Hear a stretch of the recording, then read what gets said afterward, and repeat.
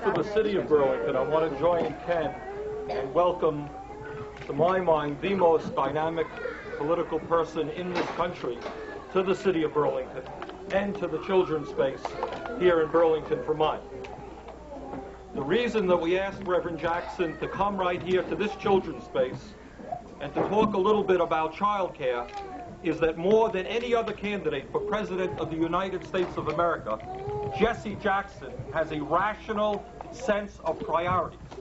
And he understands that putting money and giving help to the little children of this country and to child care workers and to working parents who want to make sure that their kids are going to have affordable child care is the direction that this nation has to go, rather than giving tax breaks to corporations and spending hundreds of billions of dollars on a military, much of it supporting right-wing dictatorships. It is a great pleasure. It is a great pleasure for me to welcome to the city of Burlington a man who I sincerely believe, if we do our job right, can become the next president of the United States, Jesse Jackson.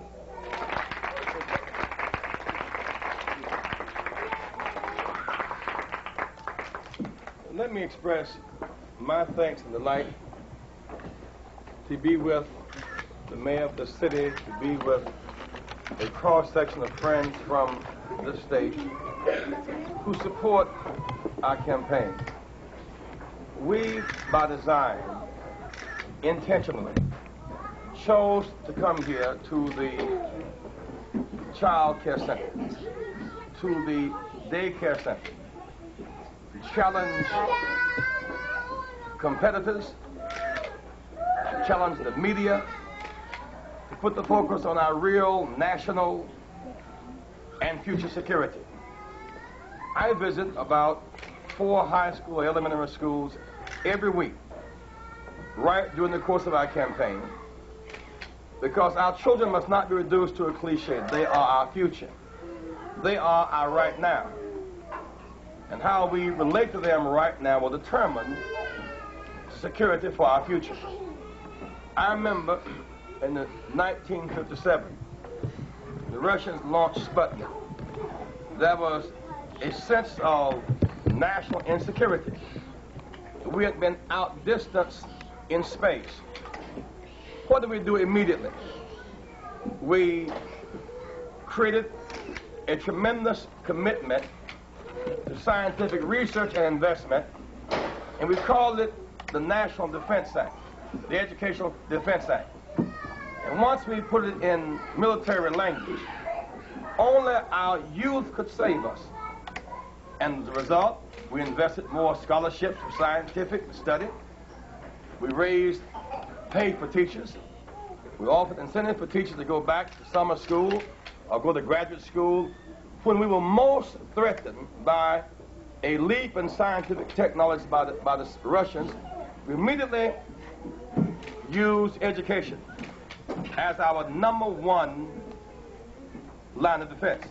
It remains that even this day, prenatal care, Head Start, daycare represent the foundation of our nation.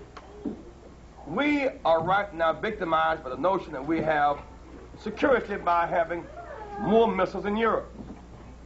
That's false security. Our security lies within the developed minds and characters of our children. Head Start and daycare on the front side of life are more cost efficient than jail care and welfare and then the spare on the back side. 4 years of interstate university in America, for 4 years. Full academic scholarship. Cost less than $30,000. Those same 4 years, full penitentiary scholarship, will cost $120,000 to $160,000. Schools at their worst are better than jails at their best. We should invest in teachers and children in their formative years as opposed to jail warden and prisoners in their latter years. So this is the right priority morally, right priority economically. It represents the first line of an authentic and serious defense. We must, in our budget priorities, shift from the false security of unnecessary missile systems far beyond our needs, begin to invest in our children. Lastly, we measure the character of our nation by how we treat our children. I just left Alabama to come here today. All the focus on the New South, new social relationships, athletes playing ball together, students going to school together. Half of all the nation's poor children live in one region. Highest infant mortality in one region. While we talk about defense against the Russian bear, what about defense against the tapeworm, to eat up the bodies of our children? So it is good to be here today. I challenge my competitors. I challenge the media to put renewed focus on the youth of our country. In going to these schools, I ask our youth, usually, Mr. Mayor, 4 basic questions. How many of you know someone in your age group who's dead because of drugs? Usually, about 25% stand. New Hampshire, Iowa, New York, Illinois, California, across the board. I then ask if you know someone in your age group who's in jail because of drugs. About 40% stand. I then ask if you know someone in your school who has tried drugs.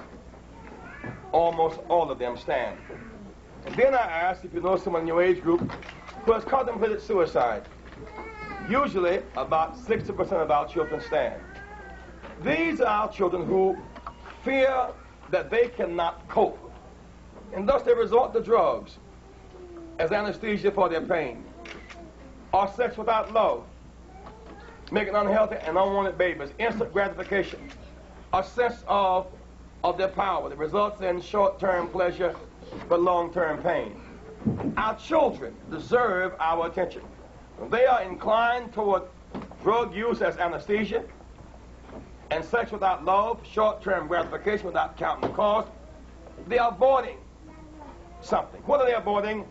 A future without family farms, a future without good jobs, a future with a poison environment, a future where they fear the threat of nuclear war. In a real sense, our children are measuring sticks for us. Their fears are real. Their response, the challenge is real. We who are adults must relieve them of their fears and free them up and assure them of a world without hazardous waste, without the fear of nuclear war, a world with jobs and farms and real security. Thank you very much. Mr. Jackson, as President, would you like to see Mayor Sanders in the Congress helping you get the job done? Well, the role he will play is a personal judgment. I want him to remain in public service because we need him in public service. We need leaders in public service who have a sense of conscience and a sense of right priorities. How we treat our children in the dawn of life, and how we treat the poor in the pit of life, how we treat old people or seniors in the golden years of their lives, and yes, how we treat strangers, as it were, who are abandoned, the measurement of our character. The mayor's emphasis represents real, strong characters in the best interest of our nation. Reverend Jackson, you spoke about the immediate concerns in the future being our children. In Vermont, the immediate concerns are the environment and our family farm. Under a Jackson presidency, what will Vermonters do? Let me just add, if I might, that the concern of Vermonters is also our children. It is also daycare. We've also learned that we have one of the highest infant mortality rates in this country. So I think... Well, farmers have children. And those children who grow up farmless and then homeless and then without insurance, those children cannot fully develop. So children on the farm need attention and health care and transportation and education. Secondly, we need to have a commitment to agriculture to support family farmers as opposed to the big four grain monopolists. Commitment to fair prices. Farmers want parity, not charity. They work, they're simply want to get paid for working. Dairy people simply want fair prices, and they deserve it. We should not play off the rural dairyman or the rural farmer against the urban consumer. When a carton of milk goes up or a box of Wheaties price goes up. It's not the rural dairyman or farmer gouging the urban consumer. It's the monopolists in between. It's the barracudas eating up the small fish. Rather, these prices are driven down to drive dairymen and farmers out of business. We must protect the integrity of family farmers and dairymen. I support fair prices. I support supply management. For family farmers, I support the return of their land. We can bail out Chrysler, bail out Europe, and bail out Japan. We can bail out family farmers in this country. We've lost 650,000 family farmers in the last 7 years. It doesn't make sense to lose that many farmers while importing food from abroad, subsidized by the U.S. government for the sake of subsidizing the big four grain companies and pauperizing family farmers. Are you saying you're going to New Hampshire next week and then Vermont the week after that? Well, I have a very measured response in this campaign, state by state, because it's not a one-state 30-yard dash and look at the score for me. It's a 50-state, 50-league, 50-game season. The media played Iowa as if it were the Super Bowl. It was simply the opening game of a 50-game season. Game 2, New Hampshire.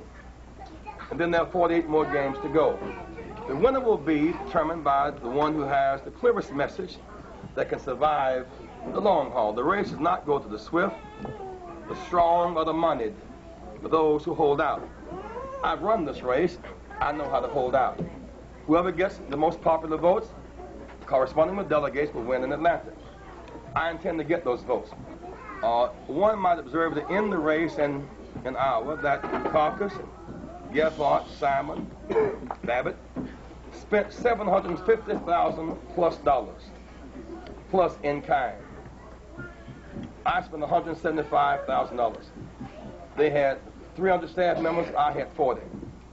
We still got double digits. The most cost-efficient campaign in Iowa. We registered 4,000 new Iowa voters. We left more of a lasting impact upon that state for the Democratic Party. Clearly, our message won. The difference really was money, not message. Other candidates are now responding to my challenge on multinational corporations. They should stop taking jobs out of this country, pay their fair share of taxes, and reinvest in America. Reverend the party rules just as bad this time as they were before. You didn't get what you would have gotten.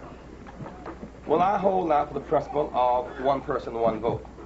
The last time around, I received 400 fewer delegates than my popular vote called for. I want the popular vote to correspond with the delegates. If that happens, we're going to win the election in Atlanta. What was impressive in Atlanta was how basic rural farmers, Teamster truck drivers, seniors, and high school and college youth, rural and urban, came together to form a dynamic coalition. That coalition will continue to grow beyond Iowa. We take a stand against those who create acid rain here in Vermont. To be sure, not only those who create acid rain, but those who exhaust our soil and who poison our underground water. We have an obligation to clean up our environment, choose recycling over incineration. Know that cleaning up our environment is health intensive and job intensive. Not only are we healthier people, but we create thousands of jobs with commitment to clean up our environment. Reverend Jackson, you're being treated almost as someone at the back of the pack after Iowa, and that we're getting to New Hampshire. You think this is justified? It certainly is unfair. If any other candidate in the race in Iowa had my record of support across the country, they would put Iowa and New Hampshire in perspective. I'm leading in New York, in California, Maryland, Virginia, North, South Carolina, Arkansas, Alabama, Louisiana. So I have the most viable campaign of anybody running.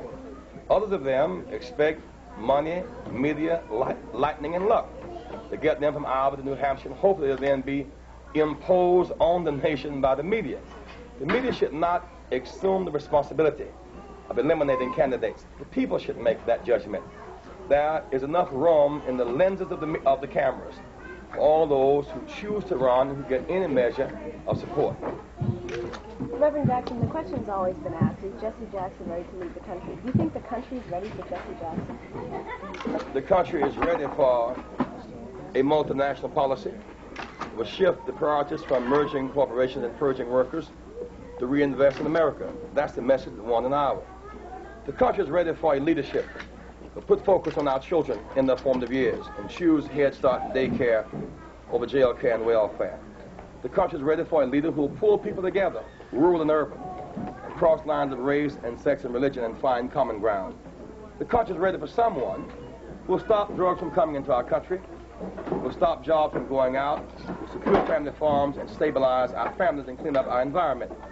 The country sure is ready for a leader who has experience in foreign policy. My experience in foreign policy is more substantial than my competitors. I've been to Central America, met with its leaders, and Southern Africa, and the Middle East, and Europe. So I have a sense that if we use basic principles and consistent principles of supporting international law, self-determination, human rights, economic development, we'll have peace in Central America, peace in the Middle East, and freedom in South Africa. I represent and advocate a direction that will make our nation stronger and better. Thank you. Last What do you think that the administration keep the political data strip, and what would be the Jackson administration proposal? My proposal for peace in the Middle East, A, we should reconvene Camp David as a frame of reference. This time, Israelis and Palestinians should be at the table. What we should do for Israelis and Palestinians what neither can do for the other. Offer mutual security in exchange for mutual recognition. Right now, neither can offer the other that security because both are trapped in the death grip.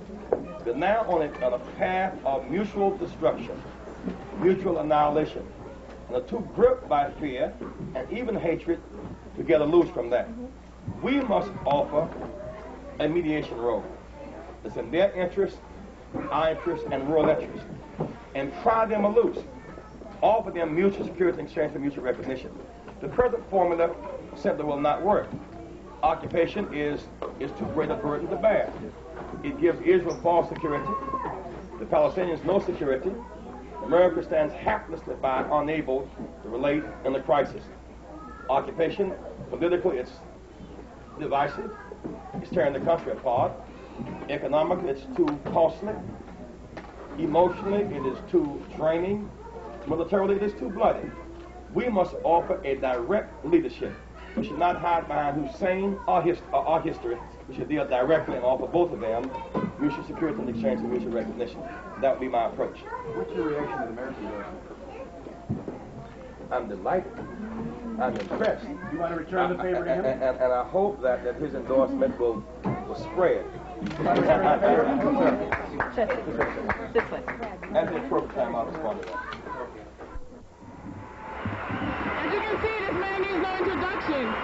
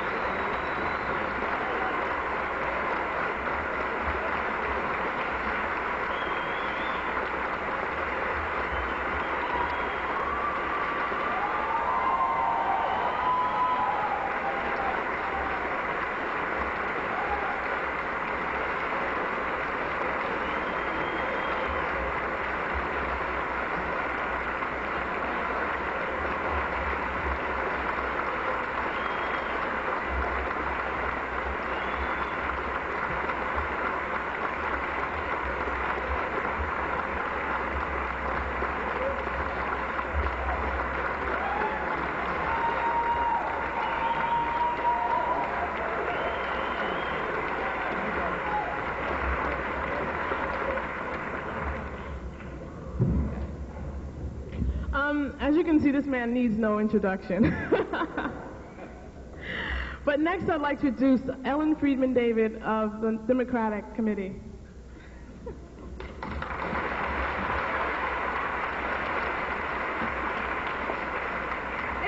she just got my name a little bit backwards. My name is Ellen David Friedman. I'm going to be real brief because you've been waiting. I've had the privilege of working with and for Reverend Jackson for the last 4 or 5 years. Whenever it was, someone called me up about 6 months before the primaries in Vermont, the last time around, and they said, would you like to work on the presidential campaign of Reverend Jesse Jackson? And I thought at first it was a trick call or a trick question. And I'll tell you in just one sentence why I thought that.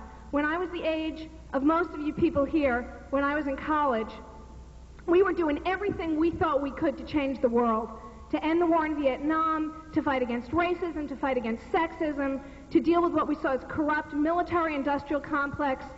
And we marched in the streets, and we held demonstrations, and we occupied buildings. And the one thing we never considered doing was trying to elect somebody as president who was principled, who was anti-racist, who was anti-sexist, who was anti-imperialist, who would end the war we were involved in Vietnam. We never thought of that as a possibility. The reason we didn't is because nobody then was running who represented that. And it has been a great privilege to work ever since that time for the Reverend Jackson, who absolutely stands for those things, who fights for those things every day, whether or not he is president, whether or not he's a presidential candidate. It's a tremendous honor, and it's a challenge to us all to support him. I'm going to turn over the stage now to Mayor Bernard Sanders, who just spoke outside and whipped the crowd into a frenzy there, as I'm sure he will whip you into a frenzy. He is likewise a candidate of courage, of principle, who obviously stands for the rights of the people who have been locked out of the system. He is the perfect person to introduce Reverend Jackson to you. Bernie Sanders.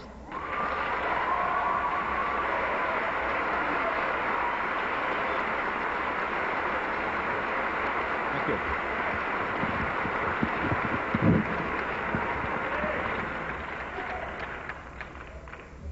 Fellow Vermonters, today is a very exciting day for the city of Burlington and for the state of Vermont. And I'm going to tell you why, and I'm going to tell you why very seriously. The fact of the matter is that history is being made in the United States right now by a candidate who is running for President of the United States, who, as Ellen indicated, is attempting to do something that has never before been done in the modern history of the United States.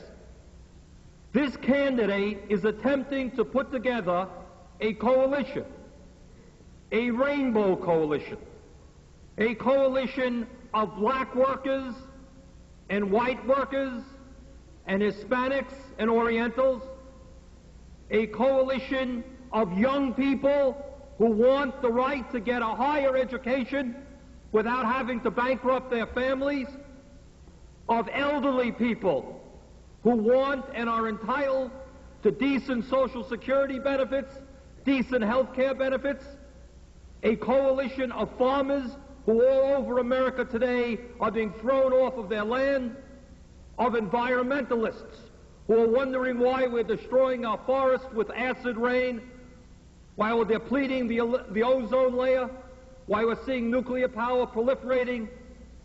Today, history is being made because a candidate for President of the United States is saying, people of America, working people, young people, old people, stand up and fight for your rights, and let's take this country back from the millionaires and corporations who dominate it.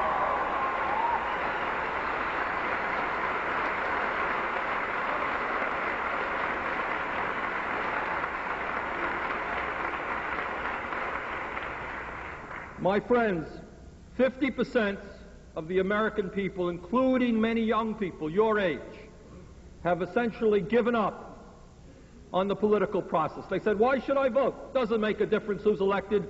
One candidate wins, one candidate loses. Doesn't matter. Nothing happens for me. Poor people all over this country don't vote.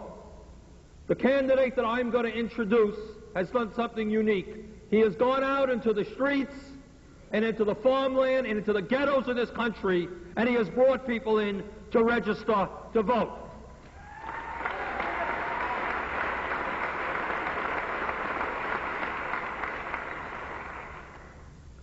The last word I want to say, and I hope people understand correctly what I'm going to say and why I say that, why I'm saying what I'm going to say, and that is, as some of you may know, for better or for reason, or for worse, or for historical reasons, the state of Vermont happens to be the whitest state in the United States of America. That happens to be the demographic fact. Now, why is that important in terms of this election? And why is it important in terms of what happens on March 1st? I'm going to tell you why. The great political geniuses and the political scientists and the media, they have decided that our candidate can't become the President of the United States because they believe that white people are not going to support him. They say, yeah, he's doing well among black people, but white people, no, we're not ready for a black president. The fact of the matter is that if Jesse Jackson can carry Vermont on March 1st, and I think he can, if he can carry this state, which is a white state, the message will go out all over the United States that this man is going to become the next president of the United States.